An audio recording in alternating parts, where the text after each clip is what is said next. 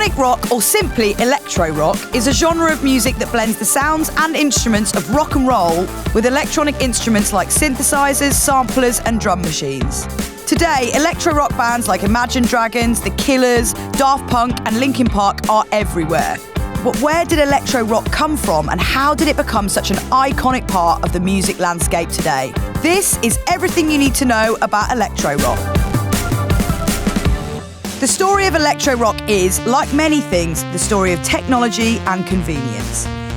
In the early 1960s, synthetic sounds created by machines began appearing in pop songs.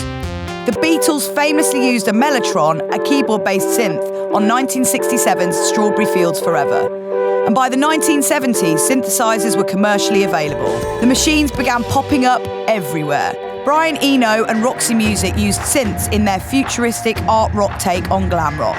And in 1973, Pink Floyd released Dark Side of the Moon using a synth on several songs.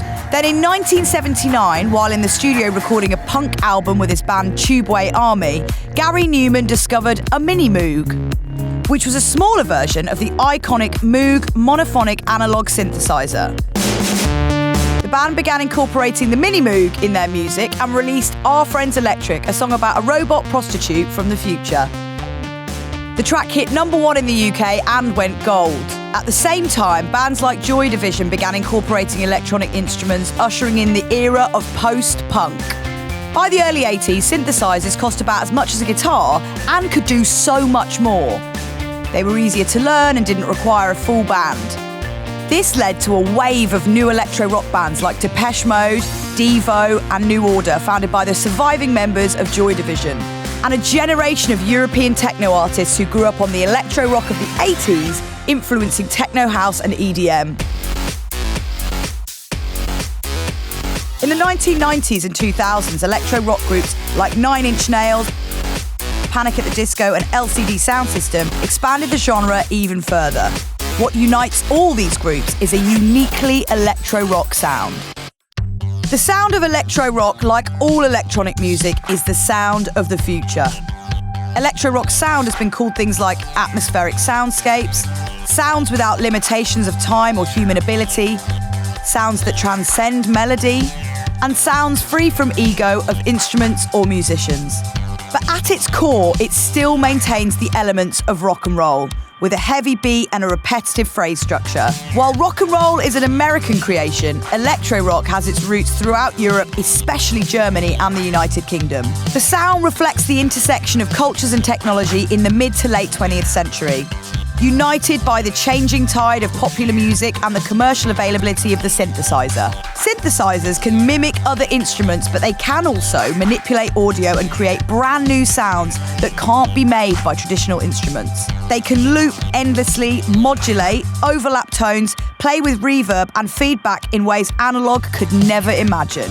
The introduction of synthetic sounds opened the doors for creativity and artistry that broke the mold for music.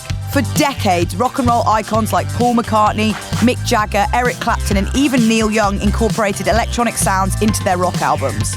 They embraced the changing culture and technologies like the synthesizer. But there was one band that captured and epitomised the sound more than any other and would serve as the blueprint for generations of future musicians. Dusseldorf's krautrock band, Kraftwerk. Kraftwerk were pioneers in the electronic rock scene. The band began in 1968 when founders Florian Schneider and Ralf Hütter met at the Academy of Arts in Remscheid near Dusseldorf.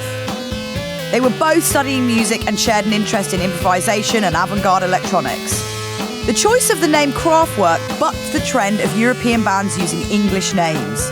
Kraftwerk means power plant, and Hütter referred to the members as Musikarbeiter, musical workers. The choice to sing in German, despite being less commercially viable than English, was also deliberate. Hütter told Cream magazine in 1975, "We create out of the German language, the mother language, which is very mechanical, we use as the basic structure of our music. Also the machines for the industries of Germany." In 1974, they released a 24-minute-long song called Autobahn. The song embraced the sleek machinery of the automobile, a stark contrast to the American machismo of car culture. The radio edit went to number 11 on the charts in 1975. In 1981, they released Computer World, which would serve as a template for generations of electronic rock bands to come. Numbers, with its funky robot melody, became a breakout single from the album and a DJ favourite. Kraftwerk had a variety of famous fans who were influenced by their work. David Bowie was so enamoured by them, he played their album before concerts and gushed about them to the mainstream press. They heavily influenced his 1977 albums Low and Heroes, which he described as a euphoric language of sounds. Hundreds of other artists have used sounds created by Kraftwerk. They've directly influenced everyone from Coldplay to Jay-Z. Specifically, they had a huge influence on hip-hop in its infancy. Afrika Bambaata's pioneering 1982 track Planet Rock featured a distinctively Kraftwerk melody.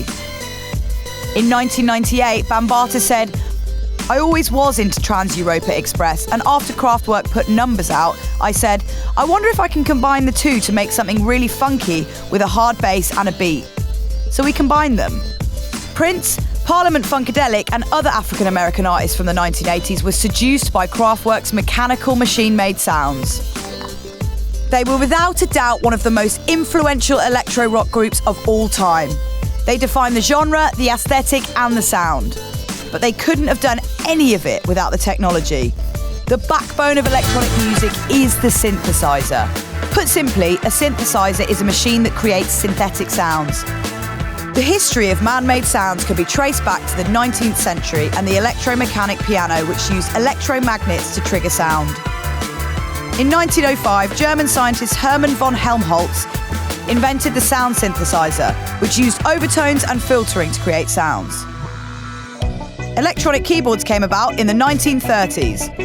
And in 1952, the first machine capable of artificially creating sound was developed by RCA.